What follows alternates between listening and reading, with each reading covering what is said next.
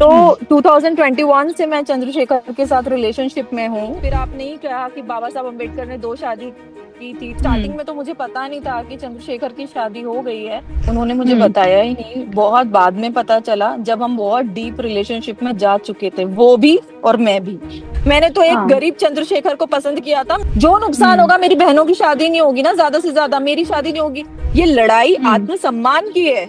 मध्य प्रदेश के इंदौर की छोटी और तंग गलियों से निकलकर स्विट्जरलैंड में अपनी पहचान बनाने वाली, यूएन में जाकर अपनी बेबाकी से बातें रखने वाली और बाहर यानी कि विदेश से पीएचडी करने वाली रोहिणी खावरी काफी चर्चा में है। चर्चा की वजह सोशल मीडिया के कुछ पोस्ट जो उन्होंने किए हैं। भीम आर्मी के जो अध्यक्ष हैं चंद्रशेखर, जो कि नगीना से सांसद भी हैं, उनको लेकर कई सारे उन्होंने पोस्ट किए हैं, कई गंभीर आरोप भी लगाए हैं। आखिर ये पूरा मामला क्या है? ये कई सवाल हैं जो सोशल मीडिया पर भी चल रहे हैं। पक्ष भी है, विपक्ष भी है, लेकिन इस बीच में रोहिणी खुद एमपी तक पर मौजूद है हमारे साथ इस पूरे मामले पर बात करने के लिए, जो उनकी पूरी जर्नी रही है उस पर बात करने के लिए। रोहिणी, सबसे पहले तो आपका बहुत बहुत स्वागत एमपी तक पर, और बहुत शुक्रिया जो आपने हमें वक्त दिया। जी, थैंक यू सो मच। अ, सबसे पहले ये जो पूरा मामला है, मैं इस मामले के बारे में जानना चाहूँगी। चंद्रशेखर आज़ाद जो कि सांसद भी हैं अब तो, अ, ये आपने जो आरोप लगाए हैं, ये क्या आरोप हैं जो भी आप सोशल मीडिया पर डाल रही हैं? अगर आप इन्हें आप एक मुश्त बता पाएँ कि आखिर ये पूरा मामला क्या है?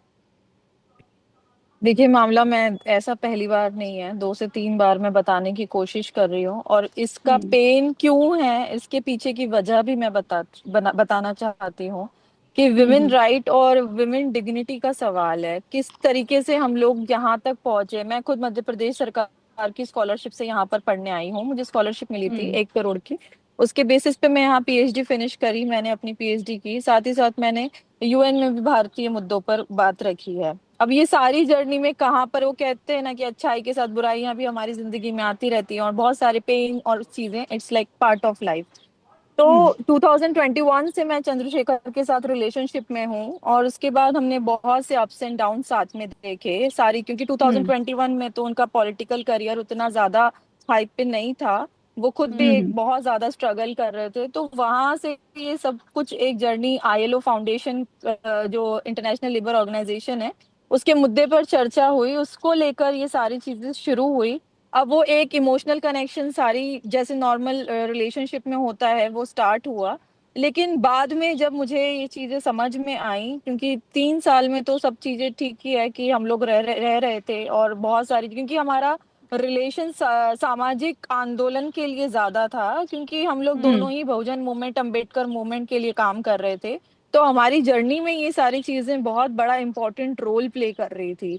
तो वो सब चीजें होती रही, लेकिन कुछ दिनों के बाद उनके सांसद बनने के 6 महीने पहले से ही उनका बिहेवियर चेंज होने लगा। उसको लेकर मैं काफी परेशान हुई और डिप्रेशन में चली गई, क्योंकि एक वक्त जिस इंसान की डिसीजन डिसीजन डिसीजन मेकर बनी हुई थी, हर एक चीज, पॉलिटिकल डिसीजन से लेकर सामाजिक डिसीजन, हर एक चीज में एक रोल प्ले कर रही थी, वो अचानक क्या हुआ जब हम हुँ, दोनों इस तरीके से रिलेशनशिप में आए, और आपने ही इस चीज को बड़ी बड़ी बातें की कि बाबा साहब अम्बेडकर का के आंदोलन को चलाना है। फिर आपने ही कहा कि बाबा साहब अम्बेडकर ने 2 शादी की थी, तो हम क्यों नहीं कर सकते। बाद में ये चीजें इतनी क्लैरिटी के बाद आना शुरू हुई, क्योंकि हुँ, स्टार्टिंग में तो मुझे पता नहीं था कि चंद्रशेखर की शादी हो गई है। अगर पता हुँ, होता तो शायद इस रिश्ते की कभी भी शुरुआत होती ही नहीं, क्योंकि जितनी वेल एजुकेटेड लड़की मैं यहाँ स्विट्जरलैंड में रह रही हूँ, मैं क्यों अपने सिर पर इस तरह का कलंक लेती, जो ऑलवेज अपने पेरेंट्स का इतना नाम सम्मान मान बढ़ाया है, उसको हुँ, हुँ, लेकर करने वाली लड़की वो एक ऐसी सिचुएशन में क्यों आती। तो हुँ, यहाँ यहाँ पर ये सारी चीजें हुई, और उसी को लेकर एक विरोध है। अब यहाँ पर क्या हो रहा है, क्योंकि जब जजमेंट होती है ना, तो पूरा देश, पूरा समाज औरत को जिम्मेदार ठहराता है। मेरी लड़ाई उस एक सोच के लिए है कि वाई मी, क्यों, क्योंकि मैं महिला हूं तो सारे एलिगेशन मैं झेलूंगी, सामाजिक जीवन में, व्यक्तिगत जीवन में। आज इतना मैंने व्यक्तिगत जीवन में इस ब्लेम को झेला है कि मैं शादी भी नहीं करना चाहती हूँ, क्योंकि मेरा जीवन अब अंधकार में हो जाएगा, क्योंकि मैं क्यों आंसरेबल बनती रहूं हर एक बार सिचुएशन में। फिर उसको छोड़ के हम्म। जब मैं सार्वजनिक जीवन में, सामाजिक जीवन में आई, मैं भी बहुजन मूवमेंट के लिए काम करना चाहती हूँ। देश के गरीब बच्चों की शिक्षा के लिए हमने जन पावर फाउंडेशन बनाया, लेकिन वहां पर उस सफर में भी कठिनाइयां आने लगी, तो मैंने अपनी अपनी बात खुल के रखी कि हम्म। इस तरह की चीजों में, जजमेंट में औरत को क्यों जिम्मेदार ठहराया जाता है। तो मैं वही बात रख रही हूँ कि एक आदमी के ऊपर 10 आरोप लगाए जाए लेकिन उसको मसीहा माना जाएगा हमारी सोसाइटी में, लेकिन अगर एक महिला जिसने 99% अपनी जिंदगी में सारी चीजें अच्छी की है, कोई एक ऐसा गलत एलिगेशन उसकी पूरी जर्नी में नहीं लगा, एक गरीब परिवार से हम्म। उठ के स्विट्जरलैंड तक पहुंची, यूएन तक गई, लेकिन उसके एक हम्म। डिसीजन की वजह से उसको नेग्लेक्ट कर दिया जाता है, उसका अपमान किया हम्म। जाता है, तो वो व्यक्तिगत तो द्वंद्व झेल ही रही है अपनी जिंदगी का, सार्वजनिक भी हम्म। जीवन उसका इतना मुश्किल हो जाता है। तो मैं वही बात समाज के सामने रखना चाहती हूँ और रख रही हूँ। जी। अ, रोहिणी, आपने एक बात कही तमाम आरोपों के बीच में, वो ये कि चंद्रशेखर आजाद ने ये आपसे कहा कि बाबा साहेब आम्बेडकर ने भी 2 शादी की थी, तो हम क्यों नहीं कर सकते। तो जब आपको इस बारे में जानकारी लगी कि वो पहले से शादीशुदा हैं, और जब आपने उनसे इस बात को लेकर कॉन्फ्रंटेशन किया, तो क्या उन्होंने वाकई ये बात कही कि क्या हम 2 शादियां नहीं कर सकते? देखो, शुरुआत में तो उन्होंने मुझे बताया ही नहीं लंबे समय तक, लेकिन जैसे ही मुझे पता हम्म। चला तो मेरे आत्मसम्मान की बात, क्योंकि मैंने अपने फादर का इंदौर में, अगर आप एक बार भी पूछोगे, मेरे पापा की बहुत रिस्पेक्ट है, मैंने हमेशा उनकी हम्म। रिस्पेक्ट को बढ़ाने के लिए काम किया है, तो वो मेरे ऊपर एक बहुत, और हम 3 बहनें हैं, बड़ी बहन हम्म। जो करती है उसका असर 2 छोटी बहनों पे, तो मैं इस फैसले के खिलाफ हो चुकी थी। लेकिन जब देखा हम्म। कि फिर चंद्रशेखर ने इस पूरे रिलेशन को सामाजिक मोल्ड कर दिया कि नहीं नहीं, हमारा हम्म। रहना साथ जरूरी है, और जो मेरी शादी हुई है वो एक समझौता है, कॉन्ट्रैक्ट मैरिज है, मैंने कभी उस हम्म। शादी को रिस्पेक्ट नहीं दी, सार्वजनिक रूप से उस शादी को एक्सेप्ट नहीं किया, और किसी को हम्म। भी, मुझे ही नहीं, सोसाइटी में किसी को भी 2022 के इलेक्शन जो योगी जी के खिलाफ वो लड़े, तब तक किसी को हम्म। नहीं पता था कि चंद्रशेखर मैरिड है। तो वो हम्म। चीज वहां से चल के फिर उन्होंने बहुत ज्यादा पॉलिटिकल, फिर एक के बाद एक चुनाव आते रहे, हम तैयारियों में लगे रहे। अब हर एक हम्म। चीज में उनकी मीटिंग से लेकर उनका एजेंडा फिक्स करना, उनकी स्पीचेस लिखना, मैंने अपनी पीएचडी की स्टडीज के साथ यहाँ अकेले रहकर इस पूरे आंदोलन में इतना डिवोशन दिखाया, उनके काम में, उनकी जर्नी में, उनकी राजनीति में। लेकिन फिर हम्म। अचानक ऐसा होता है कि 3 साल बाद जब उन्हें लगा कि मेरी सक्सेस अब करीब है, मैं नहीं जानती कि हम्म। उनका ऐसा कौन सा जैकपॉट उनके हाथ में लगा कि उन्होंने फिर नेग्लेक्ट करना शुरू कर दिया। तो फिर वो ऑन एंड ऑफ बात करना, सिर्फ एक सहमति दिखाना और इस तरह की चीजें चलने हम्म। लगी। तो मैं बहुत परेशान हुई कि ये हम्म। सब हो, ये सब अगर आपको इस तरीके से ही करना था, आप अंबेडकर आंदोलन की बात करते हो और मैं बाबा साहब की बेटी हूँ, मैं यहाँ से हम्म। निकलकर वहां तक पढ़ने पहुंची, आपको क्या अधिकार है कि ऐसी बेटी जो अकेली, कितनी दलित लड़कियां विदेश तक पढ़ने जाती है, पीएचडी करने जाती हैं, आप एग्जाम्पल हाँ। उठा के देख लीजिए, इतनी मुश्किल से अगर कोई बेटी गई, उसकी जिंदगी को आपने डिप्रेशन में डाल दिया, और जब वो कुछ बोलती है तो समाज बोलता है ब्लैकमेल कर रही है, आरोप लगा रही है, नेता के चरित्र पे दाग नहीं लगना चाहिए। तो मैं चाहती हूँ कि सवाल दोनों से किए जाए, लड़की से हम्म। क्यों किया जाता है।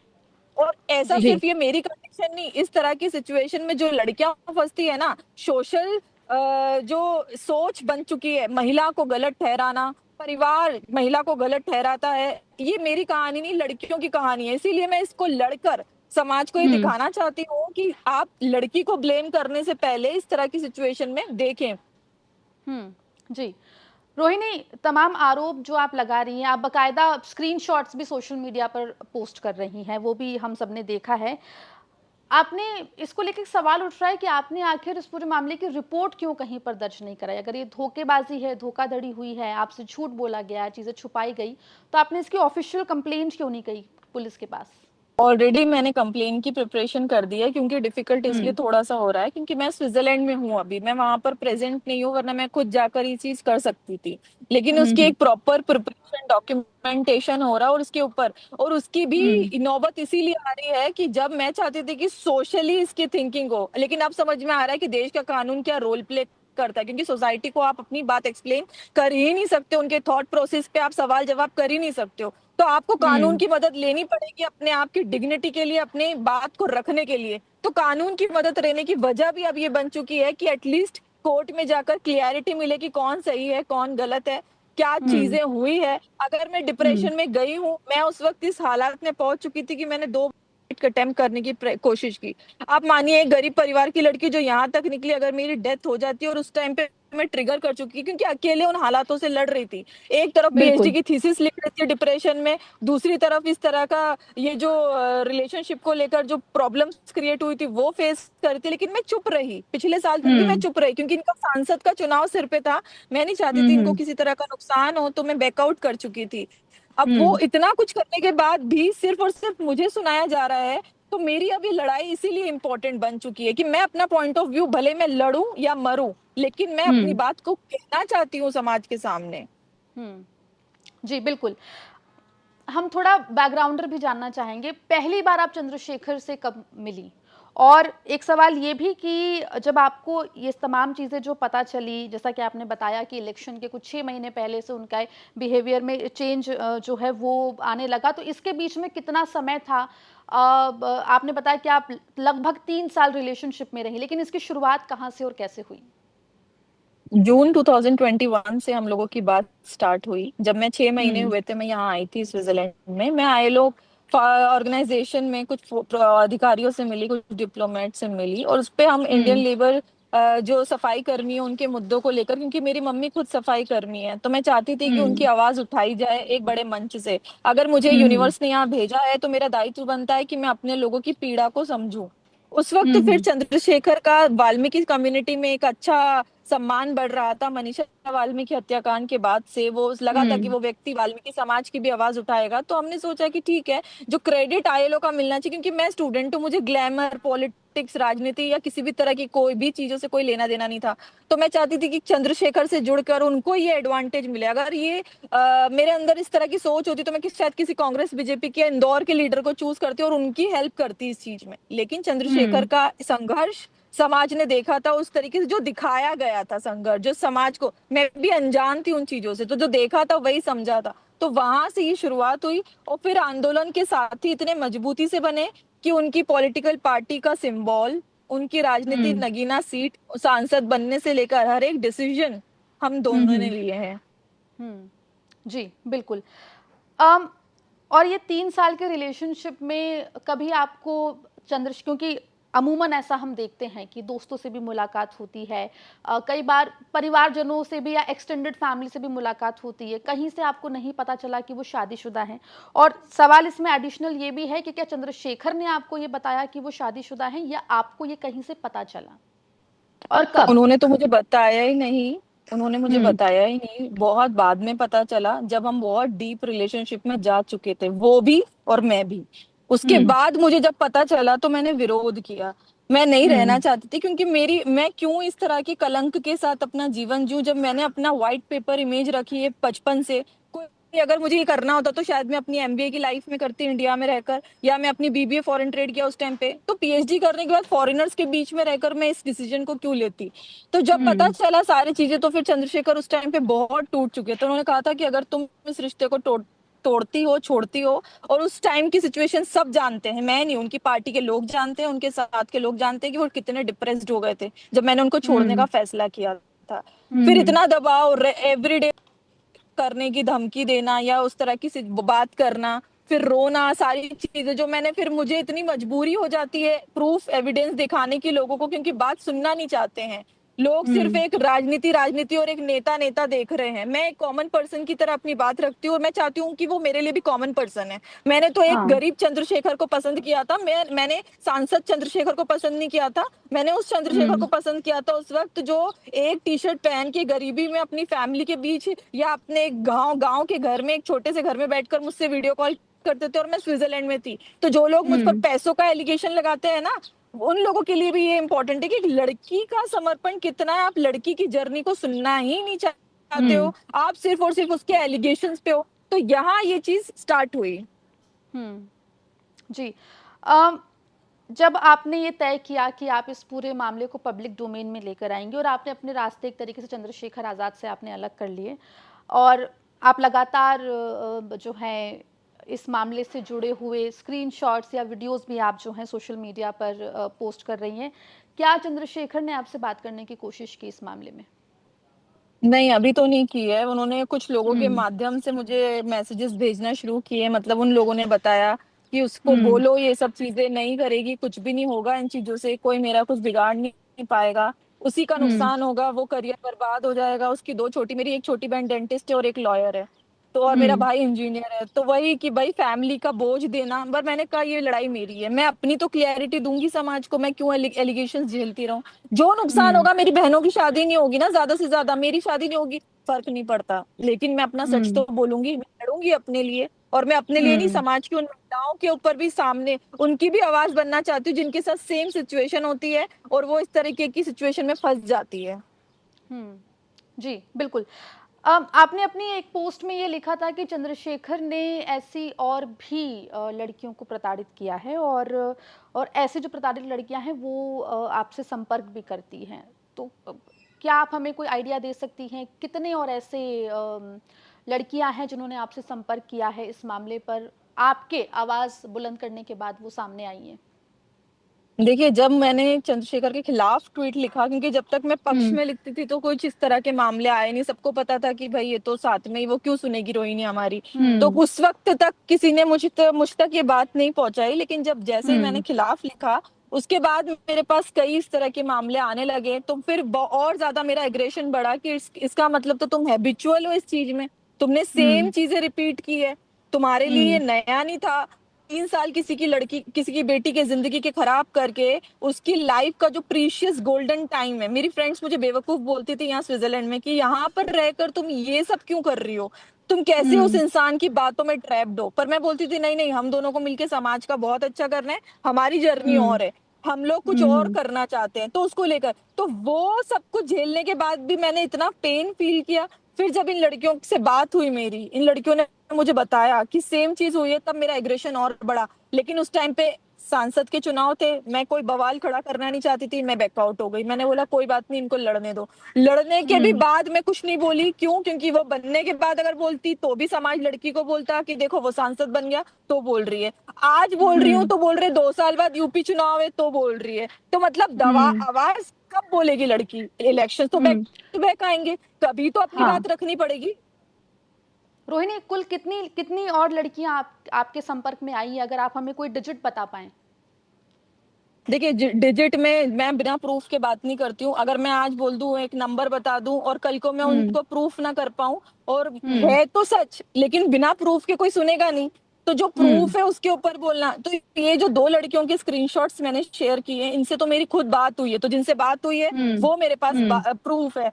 तो जब एक हुँ। लड़की जो सहारनपुर की थी, उसने एफआईआर भी रजिस्टर की थी 2017 के लगभग, और उसका न्यूज हुँ। कटिंग भी मैंने प्रिंट किया, उस लड़की के हालात भी सेम थे। तो फिर मैं हुँ। ही समाज को दिखाना चाहती हूँ कि जिस व्यक्ति ने अपने जीवन में आई किसी महिला का कोई सम्मान नहीं किया, अपने घर की महिलाओं का सम्मान नहीं किया, वो समाज हुँ। की या देश की महिलाओं के सम्मान की रक्षा कैसे करेगा? मेरा सवाल सबसे हुँ। बड़ा ये है। आप बिल्कुल। कैसे किसी, तो उसकी चरित्र को आप पूरी तरह से अवॉइड कर दोगे क्या? कोई भी लीडर हुँ। हुआ, बीजेपी, कांग्रेस, किसी भी नेताओं का काम अब बहुत हद तक ये बन चुका है, इस तरह की लड़कियों को फंसाना और ये करना। तो हुँ। लड़कियां जब तक लड़ेंगी, टूटेगी नहीं। जी, बिल्कुल। रोहिणी, जो आरोप आप लगा रही हैं वे बेहद गंभीर हैं, और चंद्रशेखर जो हैं वो अब नगीना से सांसद हैं, और जनता ने उन्हें चुनकर बाकायदा जो है संसद में भेजा है। लेकिन जो आरोप हैं वो काफ़ी गंभीर है, इस पर आप क्या बोलेंगी? देखो, जो आरोप है वो सच है ना, मैं झूठ तो लिखा नहीं है हुँ। ना, झूठ बोला है। जो लड़की हुँ। यहाँ पर हुँ। रह रही है फॉरेन में, इंडिपेंडेंट वुमेन है, उसको झूठ बोल के मिलेगा क्या? लड़कियों की हुँ। इमेज को ना ये ट्रैपर, ब्लैकमेलर और इस तरह का बना दिया जाता है ना, उसके खिलाफ हूं मैं। आप लड़कियों की हुँ। वॉइस को क्यों नहीं सुनते हो? मतलब लड़की, अगर एक आदमी आपके रिलेशनशिप में जिसके साथ हो, वो जीरो पे ही तो था, मेरे साथ था जब 2021 में, वो हुँ। 24 में सांसद बना, तो 21 से 24 में तो मैं उसकी गरीबी में साथ थी ना। तो फिर आप कैसे हुँ। बोल सकते हो कि वो बन गया तो मैं सवाल कर रही हूँ, किसी लालच में कर रही हूँ या किसी बात, मैं तो हुँ। सिर्फ अपना सच बोलना चाहती हूँ। आप एक और चीज देखिए, अगर मेरी बातों में कहीं भी झूठ होता, तो क्या लगता है कि चंद्रशेखर इतने कमजोर इंसान है? वो बोलते नहीं? क्या वो ये नहीं बोलते हुँ। कि ये एलिगेशंस फॉल्स हैं, झूठे हैं? क्या वो मेरा कुछ हुँ। बिगाड़ नहीं सकते थे? क्या वो आकर ये बात नहीं कर सकते? अगर झूठ होता तो क्या वो इतने कमजोर है कि वो लड़ेंगे नहीं अपने लिए? क्योंकि वो जानते हैं कि ये चीज जो बोल रही है सच बोल रही है, और उनकी पार्टी के लोग भी जानते हैं, उनके साथ के लोग भी जानते हैं। मैं कई लोगों से बात करती हूँ, उनकी कोर कमेटी के मेंबर से बात करती हूँ, उनके प्रदेश अध्यक्षों से बात करती हूँ, और ये बात सबके सामने है, और ये सब जानते हैं ये सच्चाई है। कोई एक तो बोलता कि फॉल्स एलिगेशन है, कोई स्क्रीनशॉट, मुझे तो समझ नहीं आता कि लोग ये कैसे बोल सकते हैं कि ये स्क्रीनशॉट्स भी फेक हैं। भाई इतना टाइम है मेरे पास, मैं अभी जॉब का एक ब्रेक लेकर आपका इंटरव्यू देने अपना ऑफिस के सामने बैठकर गार्डन में बात कर रही हूँ। इतना टाइम है मेरे पास मेरी लाइफ में, टाइम हम लोग इनसे 4 घंटे का, उसके बाद भी इन चीजों को भी साथ में मैनेज कर रही हूँ। फिर आप कैसे बोल सकते हो कि एलिगेशन फॉल्स है? मैं तो सिर्फ अपने न्याय की लड़ाई लड़ रही हूँ और महिला सम्मान के लिए लड़ाई लड़ रही हूँ बस। हाँ जी, बिल्कुल। अम, आपने ना सिर्फ स्क्रीनशॉट्स भी शेयर करे हैं, बल्कि आपने कुछ वीडियोस भी जो हैं सोशल मीडिया पर पोस्ट किए थे।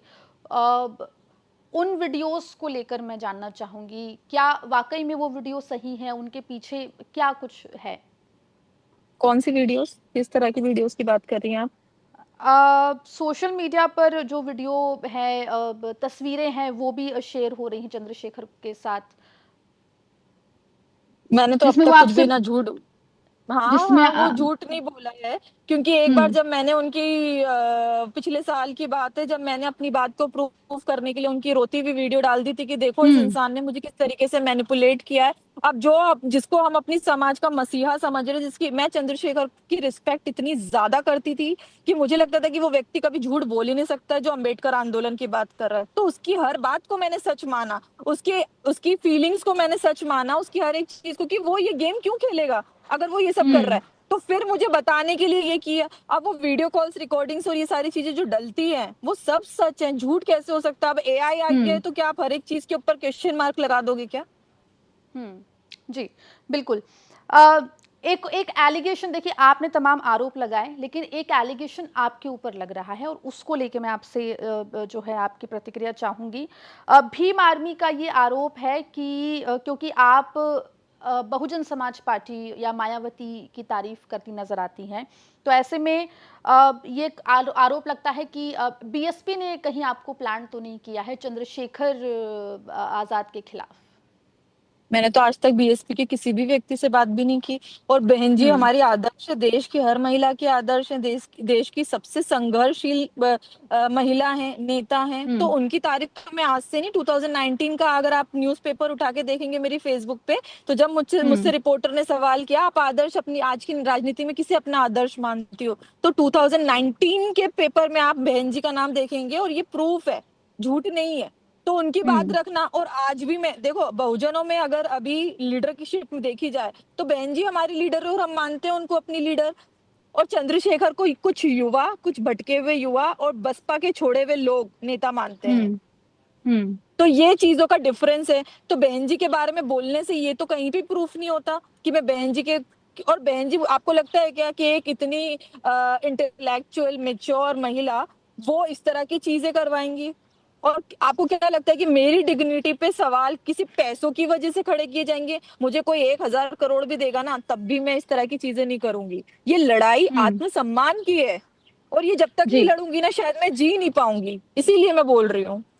जी, बिल्कुल। और जैसा कि आपने हमसे बात करते हुए ये बात शुरुआत में बताई कि आप इस सब पूरे मामले में जो है ऑफिशियल जो पुलिस कंप्लेंट है वो भी करने की तैयारी कर रही हैं। हाँ जी, करनी पड़ेगी अब।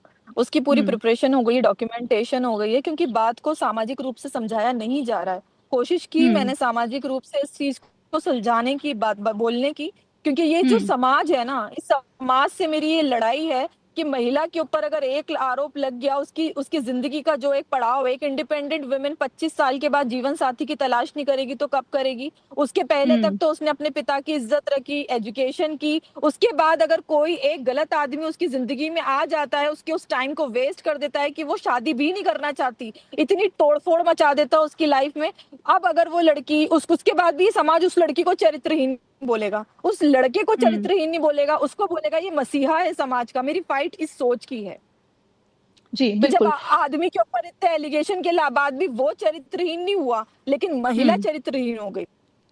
जी, बिल्कुल। तो कुल मिलाकर इस लड़ाई को आप, जैसा कि आपने कहा कि आप जारी रखेंगी, और भी पीड़िताओं से आपकी जो है लगातार बात हो रही है, और इस पूरे मामले को अब आप जो है वो कानूनी रूप से भी लड़ने की तैयारी कर रही हैं। बिल्कुल। रोहिणी जी, रोहिणी जी, बहुत बहुत शुक्रिया आपका, आपने हमें वक्त दिया और इस पूरे मामले पे आपने बहुत ही विस्तार से अपनी बात रखी। बहुत बहुत शुक्रिया। नमस्कार।